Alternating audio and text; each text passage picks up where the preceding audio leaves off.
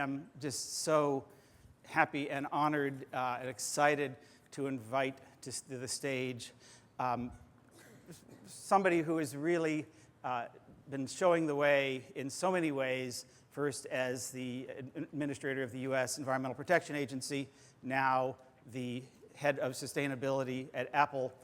Please welcome to the stage Lisa Jackson.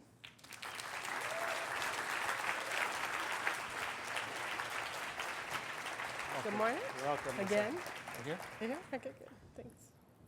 Morning. Welcome, Lisa. We're so happy to have you here. This is, I believe, your first business event as in your position at Apple. It is indeed, and for who else but Joel Makower, right? You are so kind, buttering me up before I started grilling you. So, Learn something. Why did you want to go? You had been, prior to the EPA, you'd been at the New Jersey Department of Environmental Protection. Before that, at a staff level job at EPA.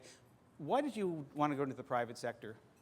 You know, I did 25 years in public service, pretty much my entire career. I worked in the private sector when I was in college. I said when I got the job at EPA that it was my highest calling in public service, and I really believe that. I started at EPA as a staff level engineer in 1987. So for me, when I looked around about what to do next, there were a couple of things. First was I had spent 4 years saying there's no need to choose between a healthy and growing economy and a healthy environment that takes care of our people and our planet. And obviously, I wasn't going to go anywhere that didn't espouse those same values. But I was looking forward to and I'm really enjoying being able to act on those principles. And then I would say the other reason is scale.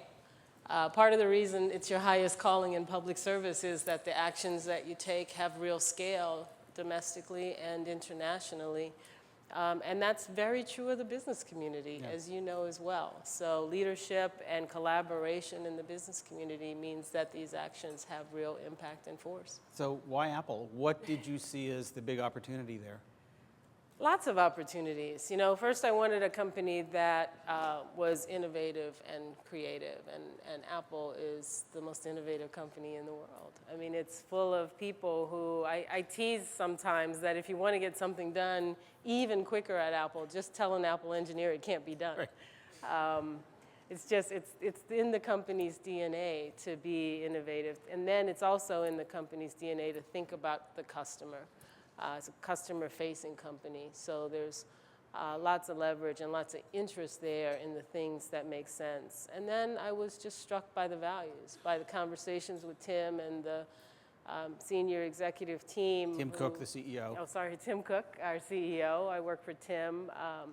To not just ask what people are doing, which is very important, but what is it that Apple can do that is impactful and makes sense. And it's been 4 months, so it's still a little early by Apple time frame to really say I understand the company. And the cliche is sort of you're there, you think you know. Just about 6 months, you start thinking, oh, I understand this place, and then something happens and you realize you got to start all over. So I'm looking forward to that. I went from 17,000 people to take 3 zeros away. Right now we have a team of 17. It's a strategic opportunity as much as anything else. And that's just really, really fun after the bureaucracy of Washington. And in the realms of looking internally in terms of Apple's own facilities, looking up at supply chain in terms of where things come from, looking at end of life, and all the whole life cycle of the things that Apple does, and of course the data centers, which we'll get to in a second. Where is your focus?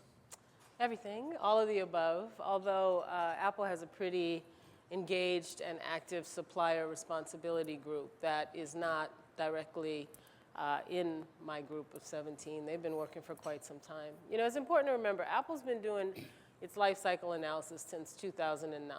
It looks at each one of those phases. You know them as well as anyone. Everyone in this room is familiar with sort of the big chunks, and you named ours. I mean, it's everything from the product, the production, to the use, to our facilities, to what happens at the end of life of our products. And we've really ratcheted down in a lot of areas such that we know where the challenges are. One of them, by the way, is continuing to get, great data to make sure that we have the most accurate data we can. That's a frontier that we think we're in front of all that, but we need to not stay there. And so when I look across, I see tremendous opportunity. We'll talk about energy, of course, but one of the things I love to do is talk about energy efficiency. Oftentimes, all of our products, almost every one of our products are best in class on the Energy Star rating, something that's from my old life as well. But it's because it's about the customer experience as much as anything else, right? I like to use the example, I see many of those shiny apples in the audience, but in between every keystroke, when you're typing a sentence, the software in your notebook is powering down, because it's all about being really efficient, because it's all about maximizing battery life, because that's what the customer really needs to understand. How far and how long am I going to be able to use it today? But that kind of thinking is the other side of the coin that I worked on for so long. And some of it is simply making the connection all the way back so that the customer understands not only is this a great experience in the touch, the feel, the battery life, but also what it means in terms of setting the bar for like products and doing something really good for the planet. So one of the things that you're spending a lot of time on are data centers and the energy and I think other aspects of data centers as well. First of all, explain, because it may not be obvious to people how Apple uses data centers. We think of the great physical products and the stores and all that, but where would the data centers come in?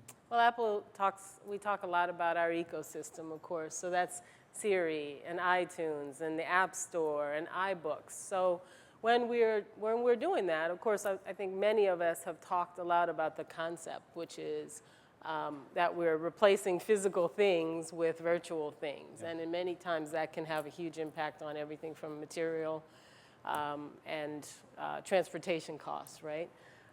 Also to time costs and convenience, which is a nice thing. So Apple looked at its life cycle and decided that facilities was a place that we should start. And we took a couple of, and this happened a couple of years ago, but we took a couple of ideas. First, no engineer would be worth their salt if they didn't look for efficiency first. And so it was a 2-year process, of ratcheting down our efficiency in Cupertino at our headquarters. And, we've grown 12% in Cupertino in that time and cut energy use by 30%. So you can do that kind of work. And is that primarily building energy? It's mostly building energy efficiency. It's, somewhat low-hanging fruit, but we're not done yet. And of course, the new campus, which we had a great meeting on last night with the Cupertino City Council, is a net zero greenhouse gas building. And it's a huge office building. And I think it's going to be world leading and something we can all talk about in terms of it. We all take advantage of the climate here. So then you move on. You look at our facilities. We're 75% green power at our facilities worldwide, Apple owned and operated. That's a great number. We're not going to stop, is what we say, until that number is 100%. Right. But data centers were an opportunity, especially when you're constructing, to think about it from the ground up, to think about not just the center, but how you want to power that center. And so we have Maiden, North Carolina, which, the first phase of our solar array there is 100 acres. It's the largest non-utility array, we think, in the country, maybe more than that. Maybe lots of folks are now saying they're going to build bigger. And then the phase 2 is coming in, so that's 20 megawatts plus 10, and then biogas-directed fuel cells. So Apple went out of its way to ensure that that's a net zero. So is that the plan going forward, that you're going to be building data centers that are going to have some, I assume in proximity, renewable energy generation sources? I think that's a really good point. We are not, at this point, embarking on we are in the energy generation business. We are not trying to displace to that degree. But realistically, when you're generating energy, you're either working with or not with the utility, whether it's regulated or not. So Apple's opinion is, first we look at efficiency, and then, so we're trying to build efficient data centers, efficient campus, efficient whatever, and then we're looking at generating for our own need, wherever we can. Now, that's not going to be possible across the board. I mean, when you look at our facilities, they go from everything from our campus in Cupertino to a retail store, which we may or may not have control over even what the power mix is. But so we prefer to be additional, new generation. That's the theory. And then if we can't do that, we would look for direct power purchase. So we're actually buying above and beyond an RPS, for example, so still additional. And then where we can't do that, we're going to look for, the highest quality credits we can find when and if we need them. But you can do so much. A lot of folks are looking at the building in Cupertino. 75% of the time, 9 months out of the year, won't be a need for HVAC just because of the moderate, gorgeous climate out here. Yet another reason to be in California over Washington, D.C. Yeah, lots of reasons not to be in Washington right now. Sadly, yes. And they're growing. Is that scalable in the sense of being able to, I mean, if you're like pretty much any other big branded IT company, your data needs are growing like crazy as video and other just bandwidth intensive technologies grow, and I mean, everybody, we're going to have sitting here in a few minutes, Joe Cava, who runs data centers for Google, talking about their needs and the fact, among other things, that their data centers are growing and growing and growing, and how that simply impacts their right to operate. In other words, their ability to come in to a community and use the power that they're going to need and use the water that they're going to need. So how do you view the scalability of this from Apple's perspective, not just in the States, obviously, but wherever you're setting up shop? I think a couple of things. If it can't be scaled by the big folks in data, and certainly from the standpoint of use, Google's going to be bigger, I think, than Apple. We're a hardware and a software company. We work with a lot of partners. And what we decided to do was control the thing first that we know we can control, which is our own data centers. Google has taken a different approach in terms of how they maybe offset some of the centers they have. And Joe will talk about that. But when you talk about scale, I mean, I think this is one of those great problems to toss at the engineers at our company and others, because when we first announced Maiden, when we talked about our newest data center that we're building outside of Reno in Lyon County, Nevada, a lot of people said, well, there's just no way it's 100%, because they were thinking of all the old technology that is so much less efficient. The Reno technology is using the concentrating, the C7 solar panels, takes advantage of a really great sort of angle with the sun, so you get really high efficiency for solar. But even still, you have to think about efficiency first, or you just can't get there. So and you're building something in the desert, too, which is going to require some copious amounts of water. That's right. So, but the idea is that it will be net zero in terms of the amount of water that we're going to use, and not net zero water, but in terms of the energy use of that water as well.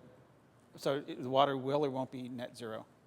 I actually don't know that question. I will check though. Okay. Yeah, I haven't been out there yet, but I am going when there's something to see. What have you learned about working with utilities and all this? Because you're, one of the, as you know, oh so well, we've got thousands of utility districts in the U.S. and of course around the world, thousands and thousands more, each in 51 PUCs, and each one is a one-off, and that's before you get to the community aspect of it.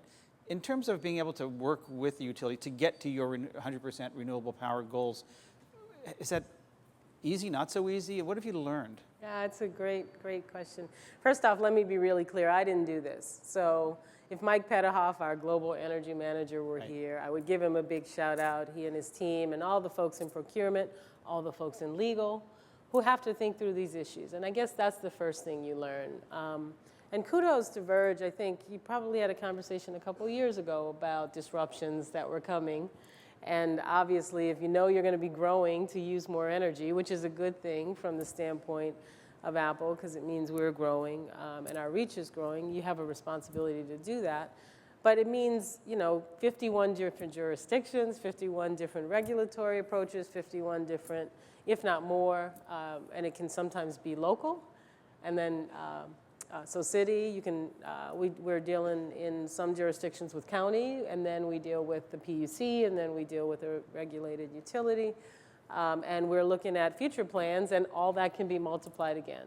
So I think it requires an investment in that side, the administrative side, of really trying to figure out what can work in the time frame that business needs it to work. Yeah. And one of the other opportunities that we look for are offsets while we build. So these things don't just both come online at the same time. I think in Nevada, I think if you go there now, you see the groundbreaking has already begun, and the data center is pretty far along, and the solar is going to follow, but we're using geothermal. That's part of the grid right now. So there are two different models. In North Carolina, we built, and then as part of a green tariff, basically, where Duke has now come in and said we're going to look at a green tariff in the future, because what Apple did is negotiate essentially something like that. In Nevada, it's really interesting because there, NV Energy, which is the utility, we're right near one of their generating stations.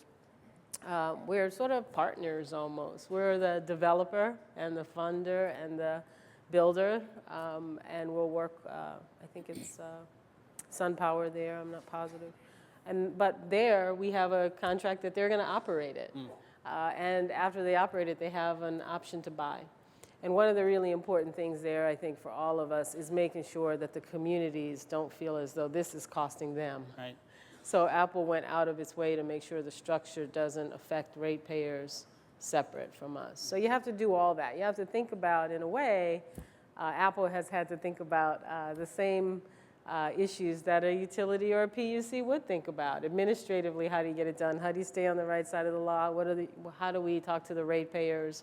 How do we talk about our project in terms of it being an additional asset to the community, obviously if we overgenerate, but also just in terms of know-how. You know, once we build this C7 solar concentrator in Nevada, that's a technology we're willing to take a chance on. We need it, but we also know that once it's there, it's there. What about the communities? I imagine it sort of cuts both ways. On one hand, people say, oh, jobs and all this, come in, opportunity. But at the same time, communities don't like necessarily, company coming in and say, hey, we're the big swinging data center, and we're going to build something here, and you should feel good about it. What's your relationship? How do you do that well? Well, it's like real estate. Location is everything, right? I mean, I think... street appeal of the data center? Yeah, listen, I have been so amazed. Some of the things I said when I was at EPA, I used to shake my head and try to understand why corporations would sometimes feel like you had to talk to the hand. I have just been incredibly impressed with how granular these interactions are. I can only speak for Apple, but I'm going to speak for Apple. I mean, I don't want to sound like the new Apple spokesperson, but whether it's the campus last night and working closely with Audubon on issues around birds, so that by the time you get to the meetings that are usually contentious, you have real coalescence around an ideal and a principle and good working relationships. It doesn't mean it always goes smoothly. It doesn't mean there aren't bumps. It doesn't mean that even today, I'm not here to say everything's peachy all the time. But I think the other thing is that for such a large corporation with such a global reach, it means you got to roll up your sleeves and get in there and really think these issues through and develop that expertise and work with a supply chain that knows that's your intention. Do you get NIMBY people around your data centers? I'm not aware of any. I mean, Lyon County, Nevada is one of the highest rates of unemployment. I think there's over 100 construction jobs being developed. North Carolina, I have not had a chance to get to either site yet, but these are rural areas. So you do need to make sure you're working in the rural, along with the rural aesthetic, I guess, but also sort of the mentality, which is, I think for us, one of the options being biogas. Yeah. A real obvious partnership when you're working in a North Carolina type setting. I want to switch gears because there's so many things I want to talk about. We have so little time. How do you work with the Apple employee workforce? Is there, in terms of engaging them? I mean, one of the things that we have membership group of 75 big companies that we bring together, and we look at our readers across everything. And the number one, almost always, topic with a bullet is employee engagement. How do you engage the masses and really get them, rolling up their sleeves, but also, not just for the pride, but also for the good work. How are you working with the employee base? Well, I think that's going to continue, first off. So we're on a continuum. I would say that the LCA process, for those of you who've gone through it, do it, provide it, life cycle analysis, is an incredibly engaging process. But how so? I mean, how does that? I mean, if you're going to really understand your facilities, everything from Cafe Max to water use to procurement to user phase, and for in this area of the world, which computers are on and which are off. You're not going to get those answers with a survey. We don't do paper, and people are busy with their prime work. So it means finding champions in areas who are interested in those systems.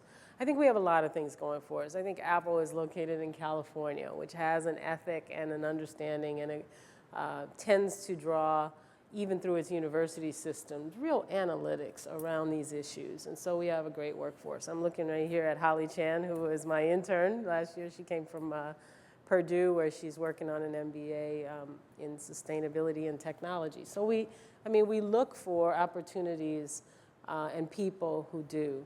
And it's a really interesting thing I just want to bring up, because the other big difference, of course, is I went from an organization where all we did was environmental protection. That was our job. We implemented the environmental laws of this country, to one that arguably has a different, no less cool purpose.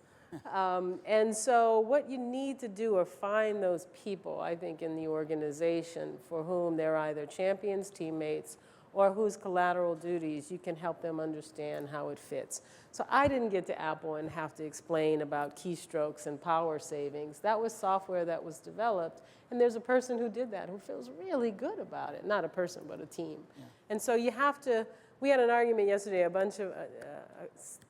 day before yesterday, some of us outside the company, and I was at a meeting, and we were talking about whether you really need the whole group, or do you need 20%?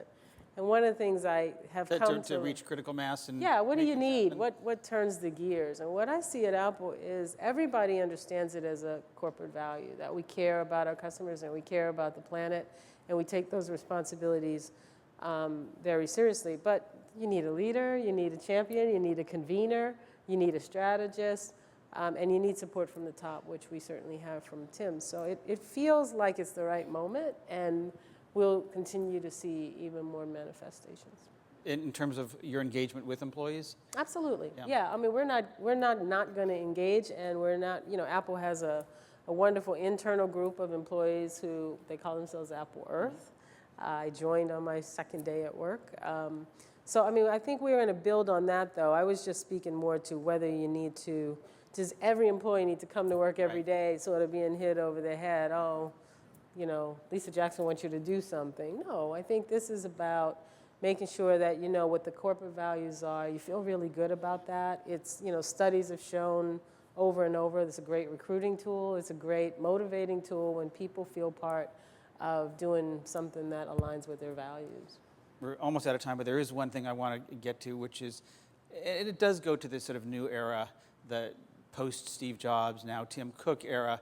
One of the rubs on Apple has been, around sustainability, has been a lack of transparency. We've been hard, Apple does things the Apple way around reporting. It didn't for a while, and then it did, but it did it in its own way. It doesn't hew to GRI or other those kinds of things. Your being here is a testimony to the new, I think, openness of Apple to be out there and talking about this, because that simply hadn't happened before. What do you see? What's going on? Why is that happening, and how do you see that coming? What should we be looking for? I think you should look for a continuation of something Tim made really clear about a year or so ago, right? Which was, he said, listen, Apple has always had, when it comes to our products, the idea that we should surprise and delight and bring forth things that make people's lives better and do it in a way that sort of takes you by storm. And that's part of who we are. And The company has thousands and thousands of people who work every day to maximize that and think about it. But then he said, but on the other side, and he was, talking about supply chain, he was talking about environment. He recently sent out a message to all employees and talked about both for Thanksgiving after our launch and said there's no reason for us not to be willing to talk about what we're doing there. And not only should we not be willing, but we should talk about it because we have the ability to make changes that are bigger than us. Yeah. And I think you should expect that philosophy to be manifest and to continue. I mean, that's what I hew to. That's the direction he's set for us. That's the direction the leadership of the company is set. Now, when it comes to life cycle analysis, when it comes to how to do that, one of the questions is what's enough? Because it's not about transparency. I know people like to use the transparency word. That life cycle analysis has been on the web since 2009. I think the first report might have actually been even on supplier responsibility, predated that. It might have been 2007 or 8. Every year, more information is coming out. Just this week, the new supplier code of conduct came out. So Apple is putting, and I talked to some of our colleagues, and they say, you guys are going further and faster, even than some of the industry standards we're setting upon ourselves.